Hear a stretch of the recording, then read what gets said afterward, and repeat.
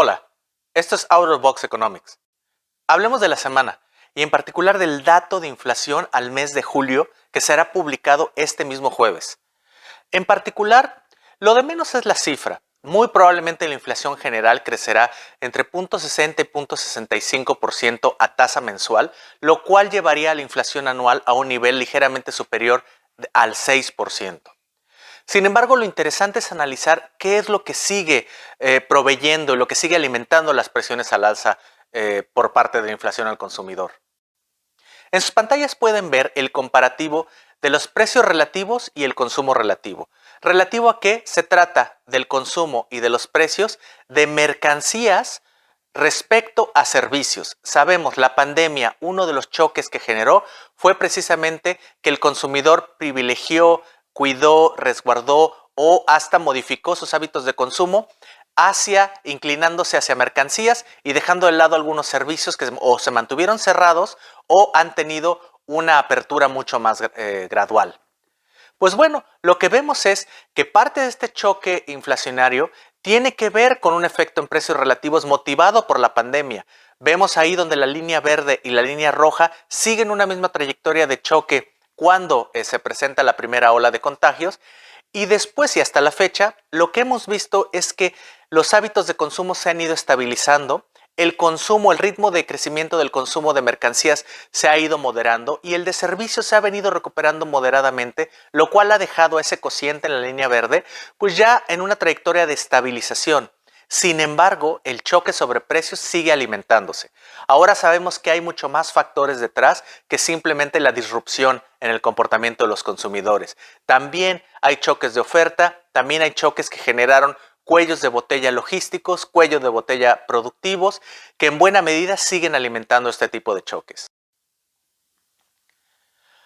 Pues ¿a qué nos lleva esto? Nos lleva a que si nosotros comparáramos la inflación en la línea roja en sus pantallas, respecto a la inflación hipotética que habría sido este año, tomando en cuenta las inflaciones mensuales, la mediana de las inflaciones mensuales de los últimos 10 años, veríamos que la inflación en exceso en septiembre llegaría casi a 300, si no es que ligeramente por arriba de 300 puntos base. Es decir, esa inflación que se ha generado por arriba de un año típico, por llamarlo de alguna forma. Y esa es la que le preocupa al Banco Central. Ojo, este es un fenómeno no solamente exclusivo de México, sino que es compartido como reto por las autoridades monetarias alrededor del mundo. Tomemos, por ejemplo, el ejemplo de los bancos centrales de Latinoamérica que recientemente han tenido que tomar decisiones, todas al alza en sus tasas de referencia, precisamente tratando de cuidar, de mantener ancladas las expectativas de inflación ante unos choques y presiones inflacionarias que, si bien todos convenimos en que son transitorias, ya han durado mucho más de lo que se anticipaba. ¿A dónde nos lleva esto? Nos lleva, creo yo, la mayor conclusión no es tanto el dato en sí de inflación, sino que las presiones inflacionarias siguen estando ahí, sí por causas transitorias, pero con una duración indefinida. ¿A qué riesgo nos está empujando?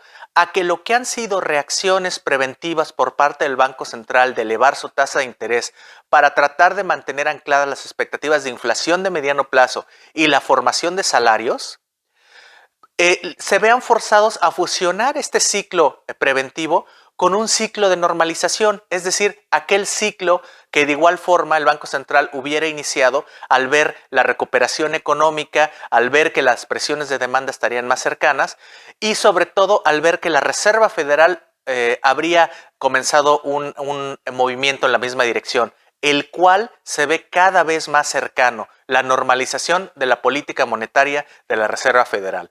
Entonces, ojo con la posible fusión de una reacción preventiva por parte de Banxico con un ciclo de normalización de la tasa que la llevaría al menos a zona neutral, si no es que a ligeramente restrictiva, hacia mediados del siguiente año.